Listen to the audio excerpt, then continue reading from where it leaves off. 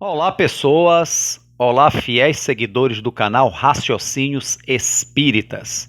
Este é o bloco Opinião Espírita, no qual fazemos o estudo do livro, o livro mediúnico, né?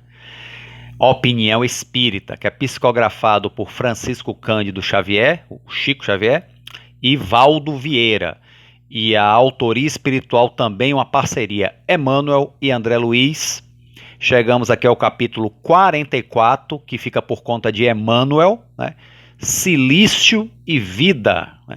E como sempre, em todos os capítulos, né, Emmanuel e André Luiz recorrem a um conteúdo da codificação para dar a sua opinião espírita, né? E aqui agora, neste capítulo, Emmanuel vai recorrer a um conteúdo de O Evangelho segundo o Espiritismo, mais especificamente o capítulo 5 e mais especificamente ainda o item 26. O que é o item 26? É um texto que está na parte Instruções dos Espíritos, do capítulo 6, né, que é o bem-aventurado, ou 6 o quê? 5, perdão, do capítulo 5, Bem-aventurados os aflitos, né? Então aqui tem uma mensagem, um texto de um espírito que assina um anjo guardião. Ele não dá um nome, ele diz que ele é um anjo guardião. Assim que ele assina, né? Foi uma mensagem transmitida psicograficamente em Paris em 1863. E o título é Provas Voluntárias. O verdadeiro silício. Para começar, gente, para começar, né? Para começar do começo, o que é silício? Se vocês jogarem no Google lá, quem não sabe o que é, né? Na verdade é um tipo um cinto, né? Um cinto pode ser de couro, quer dizer, pode ser de couro com pontas de ferro, ou pode ser todo de ferro, né? Eu até vi um filme que uma pessoa usava um silício apertando a sua perna, a sua coxa, né? Botava aqui na altura do fêmur, era uma mulher. E aí esse silício ele ficava ali apertando o dia inteiro, espetando a perna dela, porque ela era muito religiosa. Para que você faz isso? Como penitência. Então a pessoa amarra esse silício, essa coisa cheia de ponta, tipo um cinto com as pontas para dentro, para espetar a pele. Então isso tem como penitência, a pessoa sentir dor, porque tem que penitenciar para limpar os seus pecados, né? Uma coisa assim bem medieval, mas que parece que ainda hoje existe, né? Tem pessoas ainda ligadas ao radicalismo, ao fundamentalismo religioso, que ainda usa o silício, né? Eu até busquei umas imagens no Google e são coisas assim horríveis, né? Tem uns que parecem até uma verdadeira cerca de arame farpado, amarrado em volta da pele, em volta da perna, normalmente da perna, né? Da pessoa, né? Bom, cada um entende, né? E aí o que é que esse texto do Evangelho diz, né?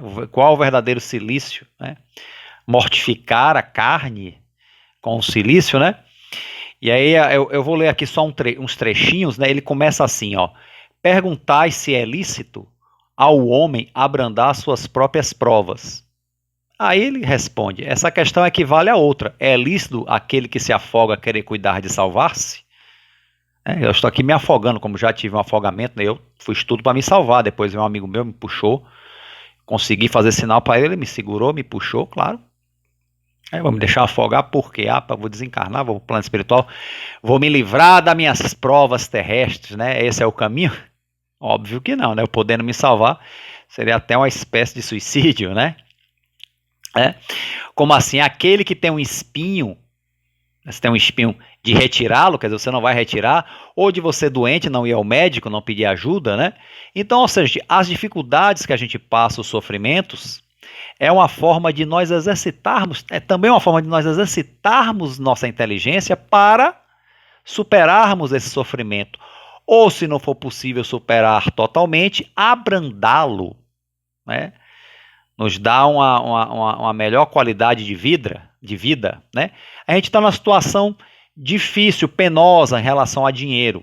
Não é ilícito a gente buscar meios de ganhar mais, ganhar melhor, né? Estudar, fazer um curso que nos capacite melhor a certos trabalhos para conseguirmos melhores colocações profissionais, melhores empregos, abrirmos nosso próprio negócio. Não tem nada, a gente não deve se afundar na pobreza, né?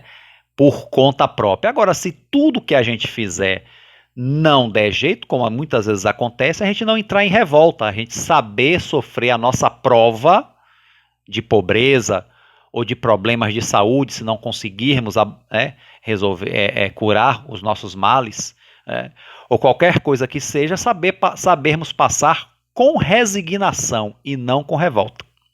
Sempre buscando uma forma de aliviar, porque isso faz parte da lei de conservação, é uma lei também de Deus, buscar aliviar os nossos sofrimentos, mas não se revoltar contra eles, né? Entender. Isso inclui os sofrimentos morais também, né? Das pessoas que existem, que nos tratam mal, que nos humilham, que nos caluniam, né? Da gente não tentar não devolver com a mesma moeda, né? Não ficar assim passivamente à mercê dos ataques alheios, não, né? Mas se realmente esses ataques acontecerem e a gente não pudermos nos esquivar, é porque faz parte das nossas provações. Então temos que passar resignados, né? Sem revidar na mesma moeda. E que é uma coisa muito difícil, porque nós temos aquela coisa chamada raiva, né? Sentimento de vingança, e isso aí que nos rebaixa ainda como espírito, porque não entendemos que nós, ao nosso turno, também temos essas atitudes com outra pessoa. E se não temos, já tivemos. Muita gente está sofrendo a lei de causa e efeito, né? Aquele que matou pela espada, perecerá pela espada. Será que hoje nós que somos tão humilhados, não já humilhamos no passado? A gente acredita ou não nos princípios espíritas? Né? Veja como é triste que isso seja, que a gente ser humilhado, que isso sirva de lição para nunca mais humilharmos alguém de novo, né? Os outros nos causam dores, que sirva de lição para nunca mais causarmos dores voluntariamente nos outros. Isso é uma lição dura, mas que nós mesmos plantamos e colhemos o que plantamos. Então, assim, o sofrimento. Aí a outra questão que o texto aborda. Nós já temos nossos sofrimentos normais. É lícito procurar ainda outros sofrimentos voluntariamente?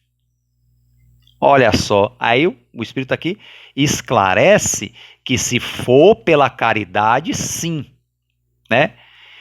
Se a gente está sofrendo, mas se a gente ainda se coloca em uma situação de mais sofrimento para auxiliar o outro, aí é o sacrifício em função do amor e da caridade. Quer dizer, você está, por exemplo, com frio, né, e vê outra pessoa com mais frio que você tirar o casaco para agasalhar outra pessoa que está sofrendo mais do que você, sim, você vai ficar com mais frio, mas está agasalhando o outro que está com mais necessidade. Pode agasalhar e abraçar, por exemplo, e pegar aquele calor também, né? É uma das formas, né? É a questão do dividir. Então, se for por egoísmo, se as pessoas causam flagelações em si por motivos egoístas, porque causando dores em si, pelo sofrimento vai se elevar a Deus, aí não, o silício, para que isso? E ficar amarrando esse negócio o dia todo sendo espetado, sentindo dor no corpo, né? Para dizer que isso vai te elevar espiritualmente, vai te elevar para Deus, em vez de fazer boas obras, né? Em vez de praticar a beneficência para abandar o sofrimento dos outros. Esse é um cilício muito mais útil. Você se privar muitas vezes do conforto para socorrer os necessitados. Esse é um cilício muito melhor do que ficar espetando, né? Como fala aqui o Espírito, né? Você abrir mão de algumas horas de repouso para estar na cabeceira de alguém, consolando, ajudando a medicar. Não é verdade? Um dos exemplos que ele dá. O exemplo do agasalho ele deu também, que eu falei aqui. Então, assim, e nós flagellarmos o nosso amor próprio, perdoando aqueles que nos agridem, nos humilham, isso é um cilício muito melhor que amarrar esse negócio de espetar na perna. Porque é um cilício moral e esse nos faz verdadeiramente crescer. Veja na Semana Santa, gente, me perdoe, eu respeito todos os aspectos de fé, mas eu acho assim, né, uma coisa assim absurda, pessoas que se chicoteiam para pagar penitência, se machucam, se deixam crucificar, né? Isso até já foi proibido por lei, né? Já não pode mais fazer.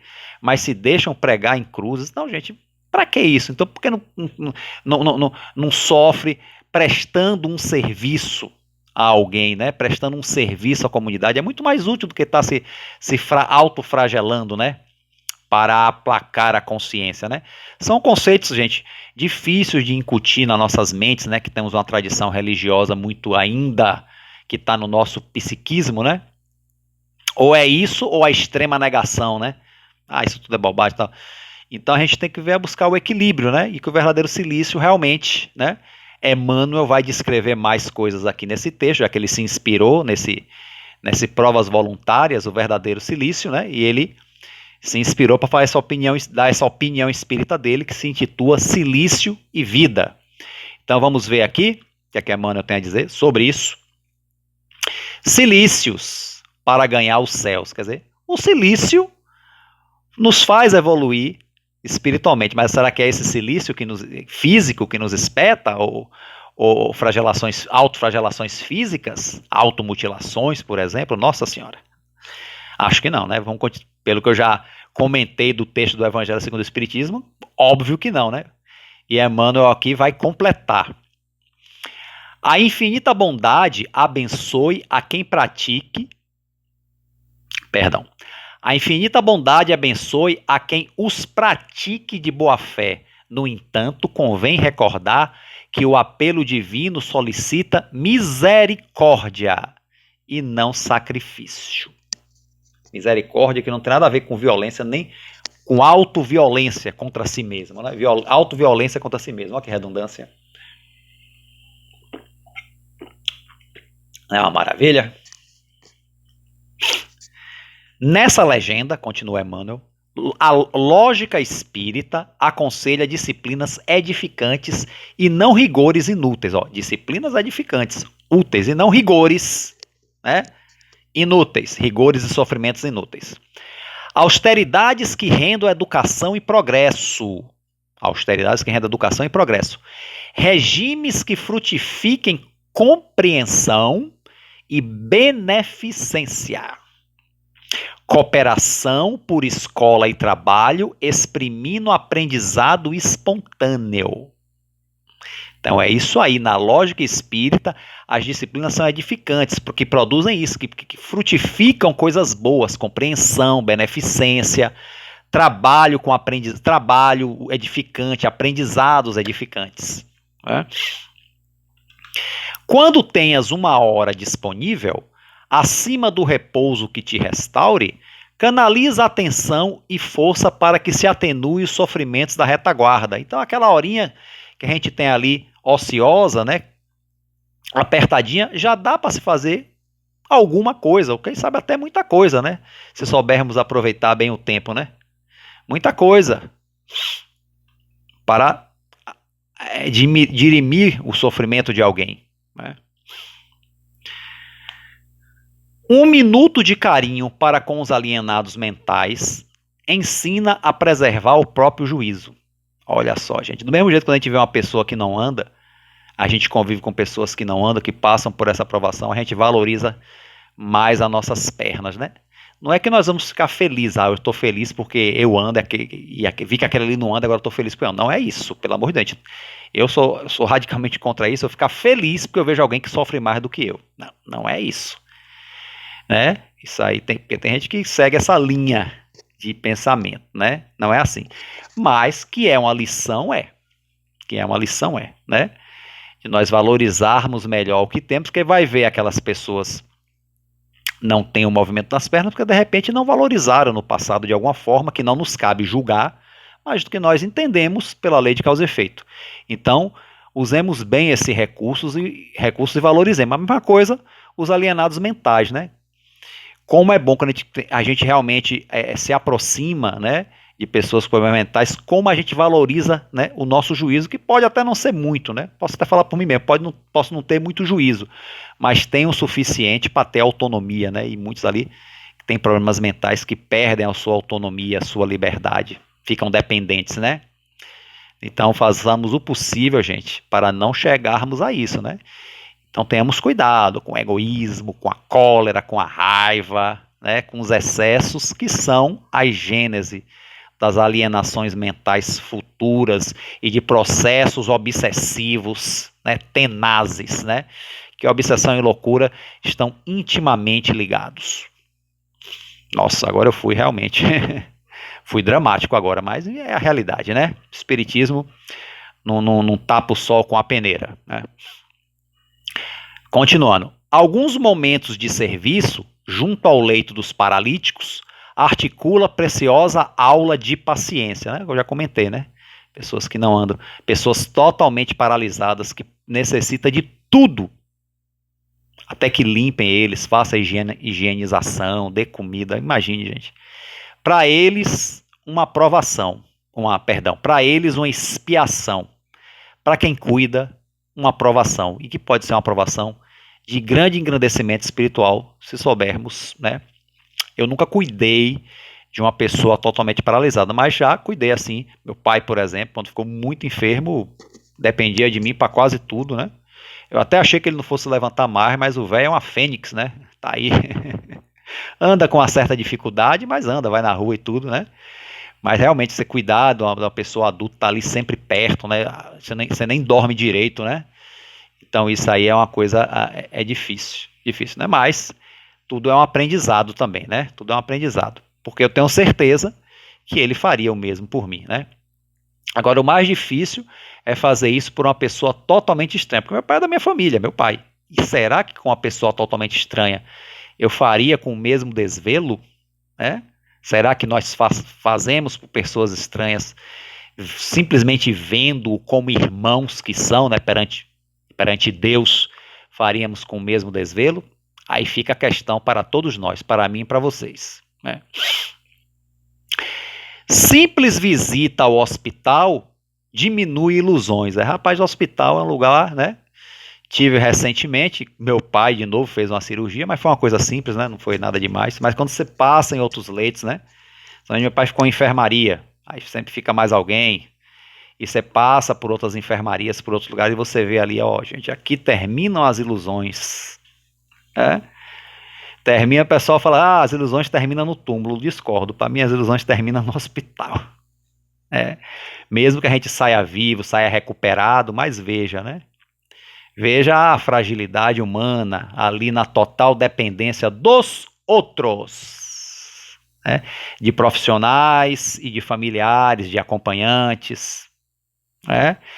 Ali termina as ilusões de que nós somos mais do que os outros, né? Concordo plenamente, Emmanuel. Eu sou uma pessoa que sempre questionei muito Emmanuel, né? Quem vê, já viu outros vídeos meus, né? Sempre achei Emmanuel um pouco rígido demais.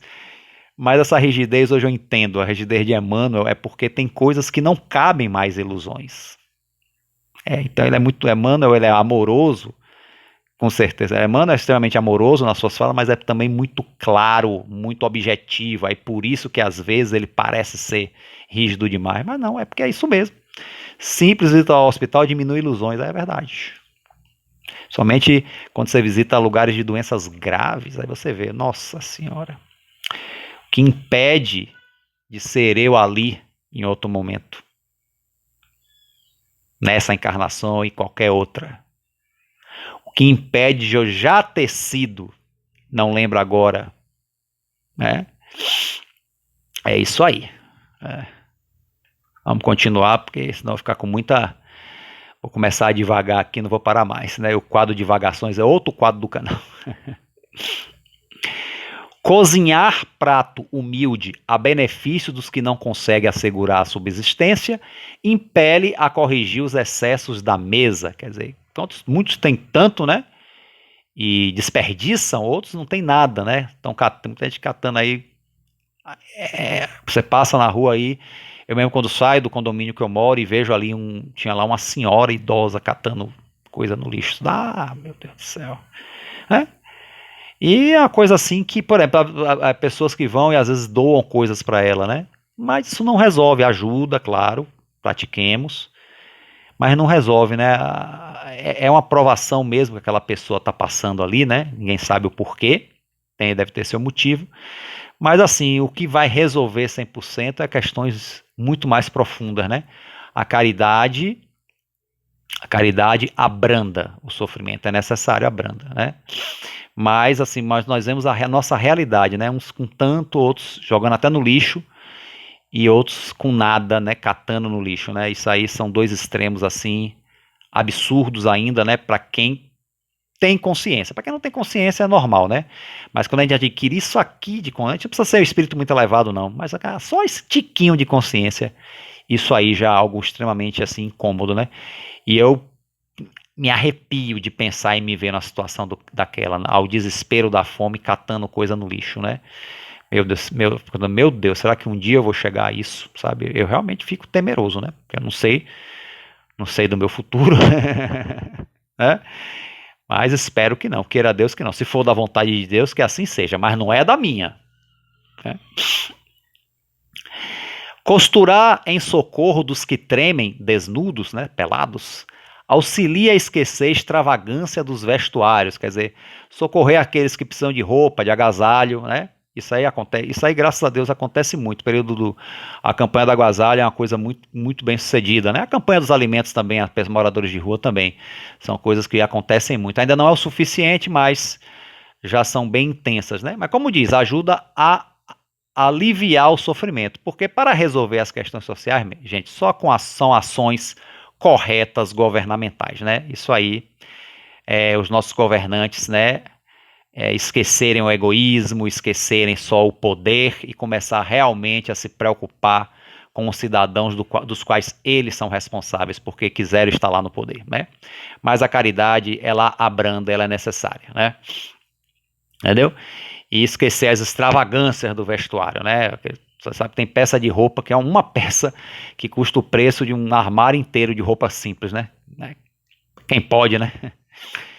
Entregar voluntariamente algum recurso nos lares desprotegidos, criando reconforto e esperança, imuniza contra o flagelo da usura, contra a voragem do desperdício. Bom, isso eu já comentei anteriormente, né? Isso eu já comentei, né? Muitas vezes até não é nem só na rua, né? A gente conhecer pessoas, né, que passam por dificuldades em casa e calados, a gente conhecer e procurar ajudar discretamente, né?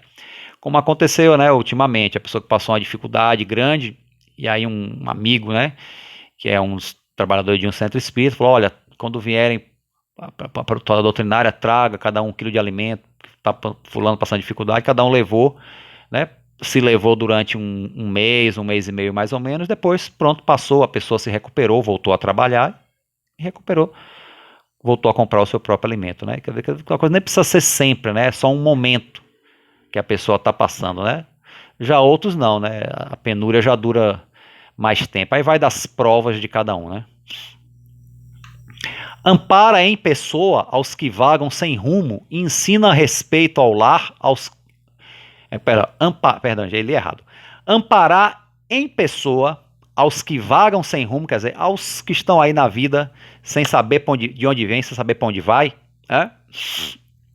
Nos ensina respeito ao lar que nos aconchega, quer dizer, nos faz ver uma pessoa sem rumo, sem lar, sabe? Nos faz valorizar ainda o lar que a gente tem, né? Então a gente amparar da forma que for possível essas pessoas, né, além de ajudá-los, se eles aceitarem, claro, pelo seu livre-arbítrio, nos ajuda a valorizar mais aquilo que a gente tem, né? O nosso lar, o nosso teto, o nosso aconchego, né? Cilícios para conquistar os talentos celestes. Então, esses são os cilícios que Emmanuel descreveu, e não esse de espetar. Esses são os verdadeiros cilícios, são esses que realmente as provas voluntárias, né, do texto do Evangelho que nos fazem crescer espiritualmente. Então, cilícios para conquistar os talentos celestes. Façamos aqueles que se transfigurem nas obras da fraternidade e elevação por melhorarem a vida, melhorando a nós mesmos. Então, olha só, né? Façamos aqueles que se transfigurem nas obras, né? Os cilícios que se transfigurem em obras de fraternidade, né? E elevação, e que melhoram a vida de todos à nossa volta, a nossa inclusive, né?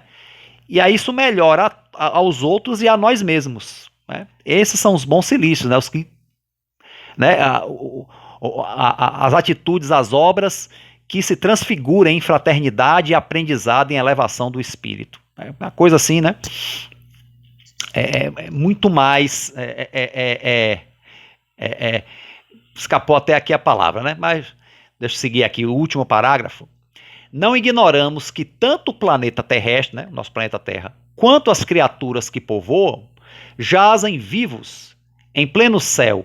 Entretanto, jamais contemplaremos a luz divina do céu que nos circunda sem acendê-las dentro de nós mesmos. Então, para contemplar, né, a luz divina, nós temos que primeiro buscar acendê-la dentro de nós mesmos, né? Como disse Jesus, né? O reino de Deus começa dentro de nós, né? E Emmanuel conclui esse texto, essa opinião espírita, com esse conceito, né?